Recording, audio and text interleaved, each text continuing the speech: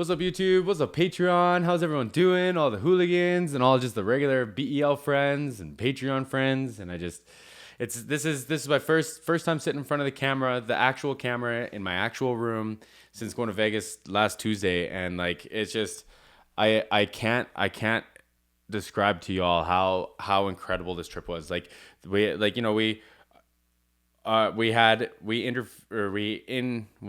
I trying to say here? We experienced a little bit of drama with some of the reservations that we had. And it was just like, that was just like Marcus, Danielle, and I, that was just like on us. That was our whole thing. But there was nothing that could take away how incredible that whole trip was. And that was like, if y'all haven't seen the story, I'll put the video up here. But like, I just want to just give another shout out. Like, it's just, there's no words, Betty. There's no way I can express like how much that meant. Like, and that trip and meeting you and just like all of it. And you sent me this one. This is Baseman James Ross at Baseman Jamareo Artis talking about how he met Bruno and got the gig. So like, I mean, now that I've actually seen Jamareo with my eyes, it's all so different. And I want to start this whole Bruno Mars Anderson .Paak journey all over again. Cause it's just, I just have so much more appreciation for everything, just so much more appreciation for it. And it's just so different. It's just so different. I'm excited. We're going to do an unpacking night. We're going to do a concert review night, and I'll make sure that I give everyone a heads up so we can all hang out. But anyways, we're going to jump into this one to try to get back into the swing of this. I'm really nervous. It's been like a week since I've shot videos. So, rearranged the office today. We did some resetting up, changed some audio stuff around. So hopefully it's working good. Don't forget to like and subscribe if this is your first time seeing the video or seeing my channel. And, you can check me out on Patreon. The link's in the description box. Let's do this. This is going to be good. This is Jamareo, and I love J Ross TV. What's up, y'all? It's your boy J Ross once again, hanging out with my cat Jay. We hanging out on the Moonshine and Jungle Tour with Bruno Mars. And I just wanted to ask this is a while ago. The Moonshine Tour. This is a while ago, eh? Since you were for ball and everything, now how you meet Bruno? 2010, maybe the mid part of 2010. I was rehearsing out with Monica at SIR in Los Angeles, and I met Bruno. He wasn't the Bruno Mars that everyone else knows right now. Right. He was the Bruno Mars that was the producer, and I met him.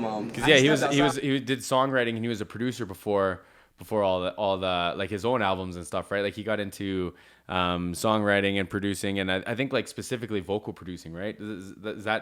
I was listening to a few interviews this morning. I could be all thrown off, but it was something like that anyway. For a second during break, and I saw this little guy outside with a fedora on, had a plaid shirt on. He was smoking a cigarette. And I just remember saying, "Hey man, I remember you from somewhere. Where do I remember you from?" He said, you know, Billionaire, the song Nothing on You, I wrote those songs, I'm on it. I said, I saw you on those music videos. And I remember. Bruno's right. I want to be a billionaire real bad too. Real bad. I said, you're a singer, you shouldn't be smoking, should you? You know, and he was like, no, and then he put it out. And I was starting to walk off, and he stopped me and said, man, I know you. He said, you're from P. Diddy making this band show. I said, you didn't watch me. He's like, no, I did. I watched the whole entire thing, man. I was rooting for you the whole entire time.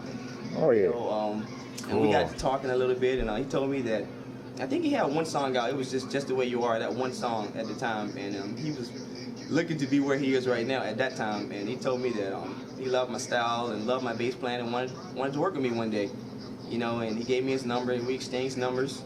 And after that day, he stayed in touch with me a lot. I mean, he probably, man, like when you got respect for someone, like when you see someone, you're like, oh, like that's the one, like, you know what I mean? Like in any kind of relationship, like, you know, and you'll do whatever it takes, you know what I mean? Like, that's so dope. That's so cool. Like what a humbling moment for Jamareo, I bet, you know?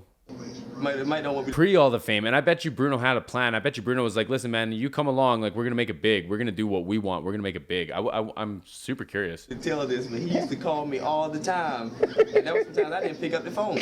You know, he would call me all the time. I was out on tour. He would say, man, he would call me and leave me a voicemail. He was in Germany. That's so he called funny. me and left me a voicemail and said, hey man, I'm going to do the Today Show when I come back, David Letterman. I'm about to do my first little bar tour, and I want you to be a part of it, man. You know, I didn't pick up the phone. And I remember I had asked my mom, I said, Mom, what do you think I should do? She said, do whatever you feel, honey, you know, do whatever you feel. She said, don't do nothing that you're going to regret. She said, I don't want to lose a different opportunity because I wanted to be in this market. I used to watch bands like Eric Clapton and watch Nathan East them play. Oh, yeah. And those guys make the big bucks. I said, I want that, not just for the Yeah, big so bucks. like if you're the thing is like if you lock into a contract, you better believe, or if you're gonna be like a hired gun, as it were.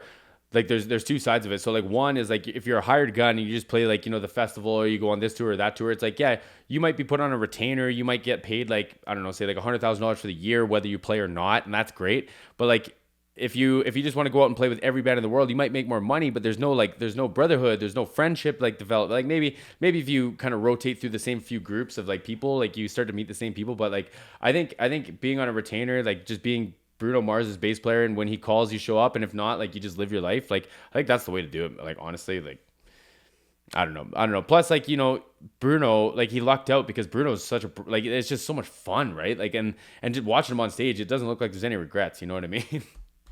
Because it's just so fun, Yeah. It's a lot different in this market than it is in a lot of other markets. You really get to be free and get to be yourself. And here. as a bass player, you always have a job. That's the thing. That's why it's enticing, because you can go and play in every show, and you could be like, you could be in higher demand because more people are asking, so you can ask more money. Like maybe you're you get into that where you're making $100,000 every quarter, whatever. But it's like there's a lot more work that goes into it instead of just being in one project, right? You're not just that guy. You're yourself here. And I love it. But my mom said, she said, honey, if it's meant for you, the opportunity will come back around. I said, he was in Germany, I couldn't call him back. So I think maybe a week or so later, it might have been a few days later, I was at a jazz bar and he called me again. And that ain't even including the text messages. He would text me too. That's so funny. He called me again and asked me, could I come out on tour with him? This time I said, okay, I'll come. And I think they flew me out. Maybe 2 days after, they flew me out. And we got to rehearse, and the first show we did was David Letterman, and it was a serious train from there. It was a serious road from there. Is there a video? Can someone toss me the video? If I haven't seen it, I would love to see the first Jamareo like episode or whatever. You know what I mean? I would love to see it. It's amazing how we met. Bruno's my dog, man. I never would have thought. I seriously would have never thought that things would be like this right now. Right. It's incredible. And off that show, I've gotten so many phone calls and so many different things, that I never would have thought, I would have gotten. I used to sit there and watch all these people that I'm talking about, Nathan East and everybody. I used to sit and watch all these people on TV, and wish that I was doing this, and then, now I'm doing this, So you got to be willing to take the opportunity, right? Like, oh man, I appreciate the show. This. It's a good feeling. Oh yeah. I bet. Hey, did you ever do you ever question your abilities? Back then when things wasn't going right. Oh, absolutely, all the time. How did you face your fear? My thing is, if everybody that knows me, they know I love to smile. Yeah. I smile all the time.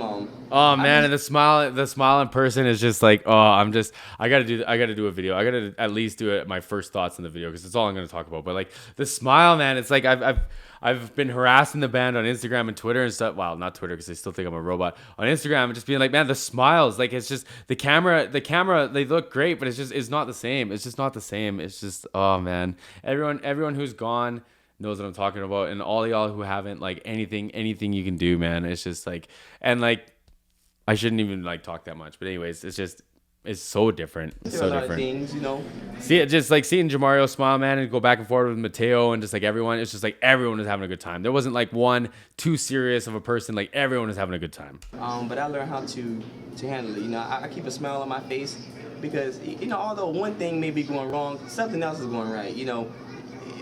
If you're living, things are going right. If you're living and you're healthy, things are going right. As long as you're breathing, you're healthy, and you can walk or whatever, you have the ability to still do whatever, things are going right because you have the opportunity to make it right. You have more opportunity to build from there and to get yourself together and to get on the track that you want to be on. Yeah. So I never count it as a loss. I've been through like I said, I've been through quite a bit of things. I've had a lot of losses, but I didn't count them as a loss because I said, maybe that just wasn't my It's only a loss if that's the end, right? But if you keep going, it's not a loss anymore. opportunity. Right. Maybe the next one will be my opportunity. If I don't make that train, maybe the next one is meant for me. And then, just when you think, this for example, I wanted making this band, but I didn't get a gig for the next 9 months. When there were cats that were on the show who lost way before I did, they were already on gigs, and I was sitting at home watching them perform on TV, you know, and they were carrying on. And to myself, I was saying, man, I thought I was the winner here. I thought I was the one that won, you know.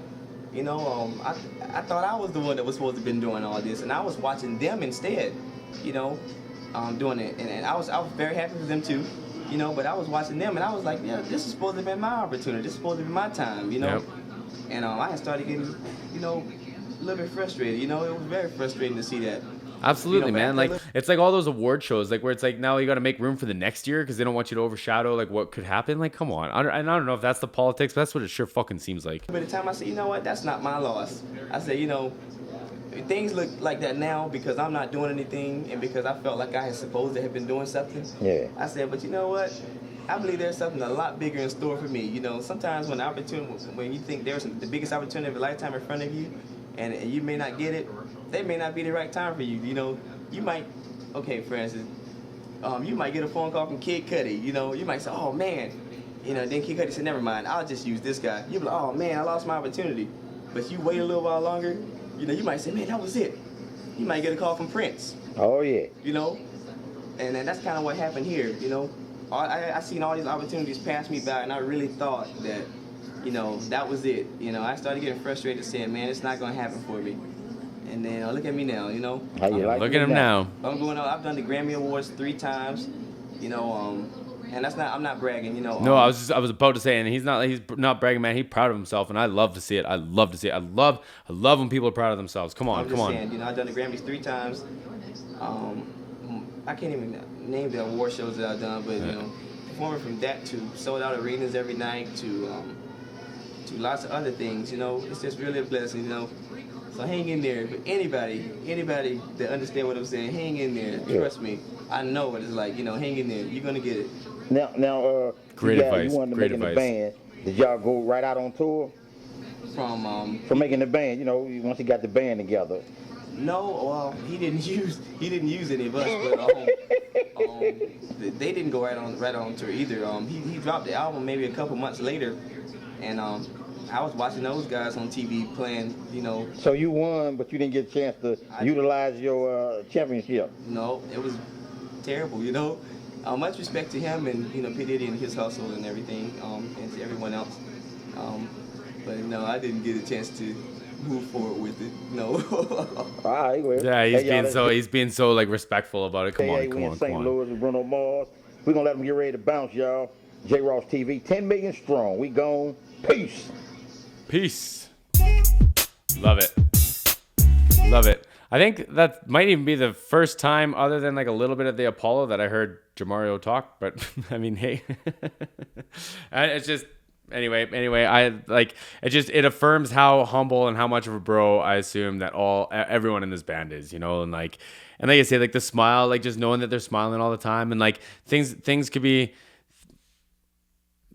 What's this? Oh, it's 20 minutes. We'll watch that one another time. But like things could be not going smooth, not be going like totally right, but like it is what it is, you know. Like so many things are going good. Like you gotta. It's your choice what you want to focus on, right? And I think that's really special. But thanks for the request. Thanks, Betty. I can't wait to see y'all. I can't wait to get back into these reactions and requests and Patreon. Everyone, I got lists, and I think I'm gonna be off for a couple of days, so we'll do some catching up, and we'll see everyone again soon.